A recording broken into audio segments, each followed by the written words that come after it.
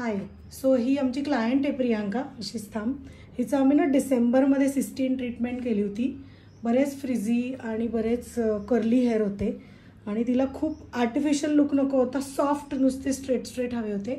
तर आज आहे 6 May 2025. So December, Jan, February, March, April, May, एक ऑलमोस्ट 6 मंथ्स झालेत. राईट? टर्न होशील प्रियांका? येस, बस. सो पुढे घेशील थोडे केस. सो हा इंटरव्ह्यू किंवा हा तुझा एक रिव्ह्यू घ्यायचं कारण असं की लोकांना ना केराटिन किंवा ॲक्वा ह्या ट्रीटमेंटनी खूप बॅड रिझल्ट यायला लागले. खूप फाईन स्ट्रेट होतात किंवा डॅमेज होतात आणि त्यांचे खूप स्प्लिट एंड्स यायला लागतात. सो लोक they are shifting, lot of people are shifting to this original you can say cysteine treatment ज्याच्यात फॉर्मल्डिहाइड नाही आहे. सो ॲज अ क्लायंट तुझा एक्सपिरियन्स थोडा शेअर करशील? मला ॲक्च्युली बेसिकली खूप पोकर स्ट्रेट हेअर असतात ते नको होते आणि खूप हार्श केमिकल नको होतं. सो सिस्टीन ह्या ट्रीटमेंट नंतर मला असं कळालं की आपण खूप हर्बल आणि छान प्रोडक्ट्स वापरले, जास्त केमिकलचं काही हे कॉम्बिनेशन नाही आहे आणि खूप असे ते एकदम असे पोकर स्ट्रेट चायनीज स्ट्रेट हेअर असतात तो लुक मला नको होता. मला नॅचरल स्ट्रेट असा लुक हवा होता. आणि आता ऑलमोस्ट 6 मंथ झालेत.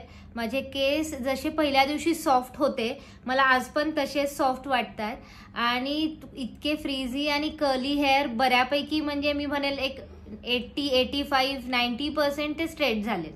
म्हणजे खूप एकदम सरळ असे होत नाहीत पण नॅचरली स्ट्रेट जे आपण म्हणतो मॅनेजेबल तसे मला खूप छान वाटतात. त्यामुळे cysteine is the best treatment. आणि फर्स्ट वीक असं झालं की फर्स्ट वीक सिस्टीन केला सरळ सगळ्यांचेच दिसतात. Yes first week tree gains. आणि मग नंतर हळूहळू जसे तुमचे वॉश वाढत जातात तसे ते ऍक्च्युली स्ट्रेट होत जातात. म्हणजे एक मला असं वाटतं की 4 वॉश नंतर 4th वॉशला इफेक्ट खूप बेस्ट होता.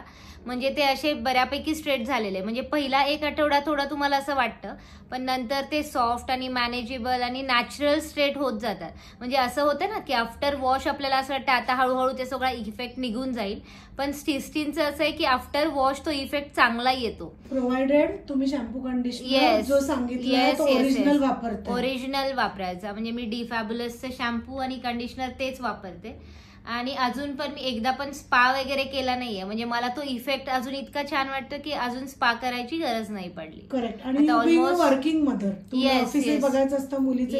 येस. तू मला सांग की तुला टेक्स्चर कसं फील होतं? कोणी तुला बघितलं की असं म्हणतं का की अरे खूप स्ट्रेट केस केलेत किंवा नाही काय? मला ऍक्च्युली मी 2-3 वेळा जस्ट कोम जरी केलं ना तरी 1-2 जणांनी मला हे विचारलंय की अगं तुझे इतके सेट कसे आहेत? जसे काही आपण हे करतो ना काय म्हणतो आपण त्याला ड्रायर हे करून ब्लो ड्राय करून तो इफेक्ट वाटतो सगळ्यांना. मला 2-3 जणांनी हेच विचारलं की अगं तू असे एवढे सेट हेअर कसे आहेत?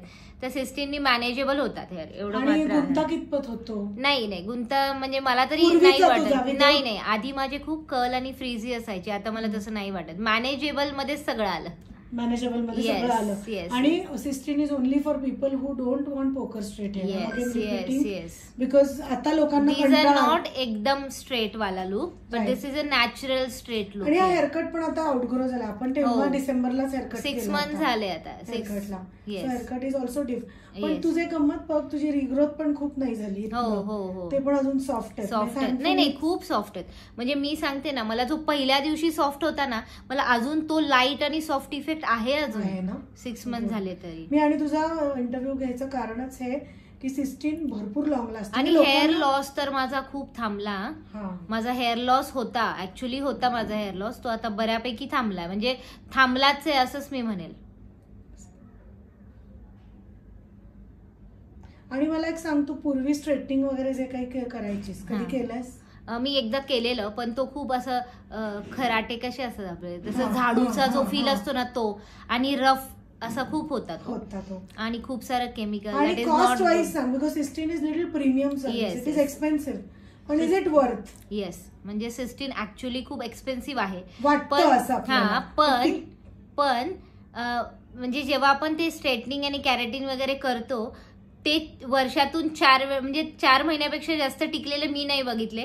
मग त्यापेक्षा हे सिस्टीन असं आहे मला असं वाटतं वर्षभर मस्त टिकेल. म्हणजे 2-3 वेळा कॅरेटिनच्या ट्रीटमेंटपेक्षा एकदाच सिस्टीन मध्ये छान हे करा ते बेस्ट आहे. Plus as a technical person I tell you, hmm. You are not expose to poisonous fumes. Yes, ते खूप म्हणजे महत्वाचं 4 वेळा केराटिन करायला तुझ्याकडे पैसे आहेत, वेळ आहे, करायचं हा, पण पण that is harmful for harmful for your body. तो सिस्टीन एकदम नॅचरल ट्रीटमेंट आहे, हार्मलेस आहे आणि बेस्ट आहे. म्हणजे आय एम सो हॅपी. म्हणजे मी आता इथून पुढे मला वाटत नाही मी दुसऱ्या कुठल्या ट्रीटमेंटचा विचार करेल. आणि अजून एक मला सांग, सिस्टीन करताना तुला कुठे चोक झालं, खूप खोकला नो आला? नो नो नो नथिंग असं काही नथिंग झालं का? Nothing nothing Yes. Nothing. So, खूप- आणि बेसिकली कल्याणीचं पार्लरच इतकं व्हेंटिलेशन आणि इतकं ओपन आणि फ्री आहे. मला तो एक फील खूप छान आला की म्हणजे आपण एक्सपिरियन्स म्हणतो ना प्रोफेशनल, बंद एसी मध्ये. हा, ते तसं मला काही वाटलं नाही. आणि खूप छान प्रोफेशनली मस्त केलं माझं. आणि व्हेंटिलेशन पूर्ण होतं, प्रकाश छान होता, त्यामुळे बेस्ट Fresh फ्रेश air वाटलं आत मला. येत हा, होती. म्हणजे मी Yes. खूप वेळ 4 तास झाले मी बसली असं मला कधीच फील नाही आला. सो मला ऐकणाऱ्यांना क्लायंट्स साठी मी हा व्हिडिओ बनवते, हे सांगायला आवडेल की कुठल्याही सलॉन मध्ये जरी तुम्ही गेलात, केराटिन वगैरे केलं, तर मेक शुअर त्यांना तुम्ही दरवाजे उघडे हो, ठेवायचे, येस येस. बिकॉज त्याच एअर कंडिशन मधनं ती एअर तीच पोल्युटेड सर्क्युलेट होत असते. Yes, म्हणून काही yes. सलॉन्स मध्ये असा वास येतो बघ, हो हो हो. For the same reason. Yes. So salon वाल्यांनी पण हा जर व्हिडिओ बघत असेल तर दिस इज व्हेरी इम्पॉर्टंट की तुमच्या सलॉनचं व्हेंटिलेशन करेक्ट चांगलं पाहिजे, रेग्युलर एसी व्हेंट्स तुम्ही क्लीन केले पाहिजेत, yes yes. Which is very harmful for your lungs जर तुम्ही करत Yes. नसाल तर. Yes. Okay Priyanka, thank you so much for Yes. This very genuine Thank review. you. Thank you.